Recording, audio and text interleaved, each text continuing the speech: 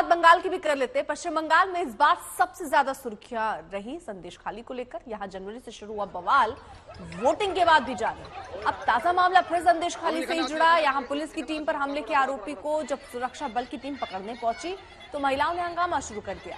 एक आरोपी को हिरासत में लिए जाने के बाद पुलिस और स्थानीय लोगों के बीच जमकर धक्का मुक्की हुई, जिसके बाद पुलिस को हल्का बल का प्रयोग करना पड़ा। पूरे इलाके में तनाव अभी भी बरकरार है। आरएएफ की टीमें आरोपियों की तलाश में छापेमारी कर रही हैं। इसके विरोध में महिलाएं सड़कों पर उतर आई।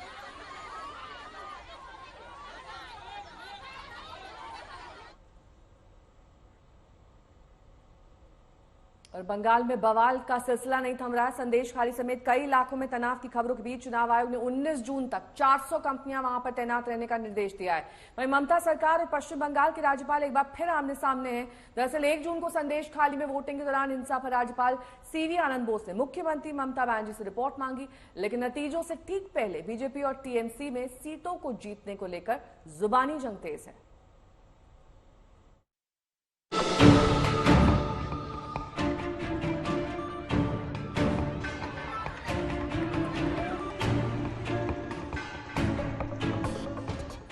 बंगाल में वोटिंग के बाद भी बवाल जारी है। चुनावी समर की सबसे बड़ी रणभूमि संदेश खाली समेत कई इलाकों में हिंसा के बाद तनाव बरकरार है।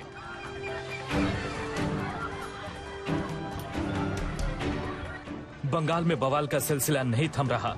संदेश खाली में भी लोगों में दहशत देखी जा रही है। संदेश खाली में एक बार फिर केंद्रीय बलों और स्थानीय लोगों के बीच जबरदस्त झड़प हुई।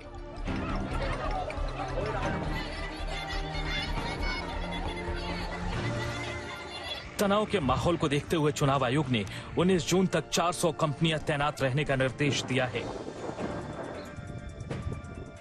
1 जून को बंगाल में संदेश खाली के साथ कई जगह वोटिंग के दौरान हंगामा बरपा, जिसके बाद पश्चिम बंगाल के राज्यपाल सीवी आनंद बोस ने मुख्यमंत्री ममता बनर्जी से संदेश खाली हिंसा पर रिपोर्ट मांगी है। पश्चिम बंगाल के राज्यपाल सीवी आनंद बोस ने कहा, संदेश खाली में शांति बहाल करने के लिए मुख्यमंत्री ममता बनर्जी को तत्काल कदम उठाना चाहिए। ये उनकी पहली जिम्मेदारी है। 2 जून को पश्चिम बंगाल के संदेश खाली में स्थानीय महिलाओं और पुलिस के बीच जमकर झड़प हुई। ये झड़प तब हुई जब वहां पहुंची पुलिस ने पुलिसकर्मियों पर हमले के आरोप में एक शख्स को हिरासत में लिया था।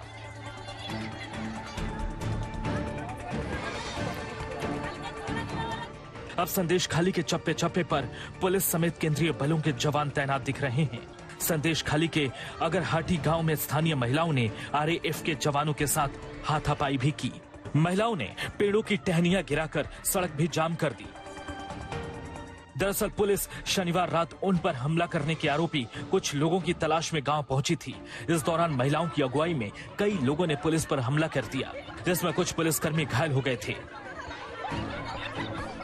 अब चुनाव बीतने के बाद भी पूरे इलाके में तनाव बरकरार है। आरएएफ की कई टीमें जगह जगह आरोपियों की तलाश में छापेमारी कर रही हैं।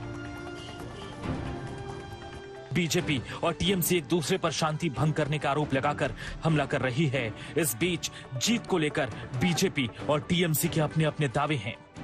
400 पार का नारा लगा। अभी देखते हैं कितना आते हैं। यहाँ प्रेडिक्शन करना ठीक नहीं होगा पूरे इंडिया में कितना होगा, लेकिन हमारे पश्चिम बंगाल में हमारा जो विश्वास है, हम लोगों को 22 आएगा, टीएमसी को 19 आएगा और कांग्रेस को 1 आएगा।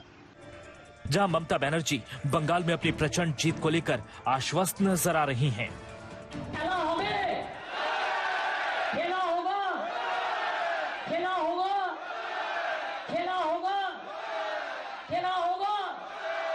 बीजेपी हटाओ, बीजेपी हटाओ।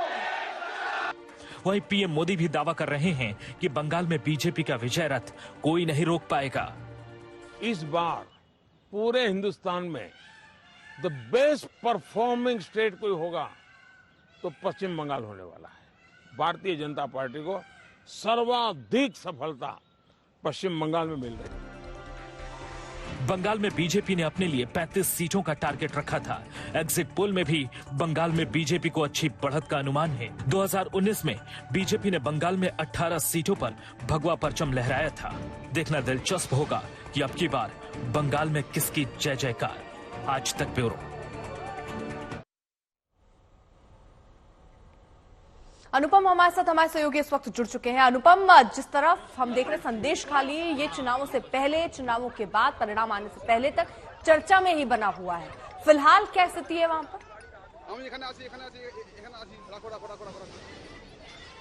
जी देखिए, पिछले 3 दिनों से, खासतौर पर जिस दिन चुनाव था 1 जून को, उस दिन से संदेश खाली में तनाव बरकरार है, बीच बीच में झड़पें हुई हैं और आज देर रात तक भी तनाव बरकरार था। अभी भी तनाव तो बरकरार है लेकिन स्थिति अभी काबू में है। काफी संख्या में पुलिस बलों को तैनात किया गया है। कुछ जो संवेदनशील इलाके हैं वहां पर धारा 144 लगाई गई है, रैपिड एक्शन फोर्स को तैनात किया गया है, सेंट्रल फोर्सेस भी वहां पर तैनात हैं। तो भारी संख्या में किसी भी स्थिति से निपटने के लिए वहां पर पर्याप्त सुरक्षा बल मौजूद हैं। लेकिन समस्या यही है कि संदेश खाली में एक तरफ से वर्चस्व की लड़ाई हमें देखने को मिल रही है।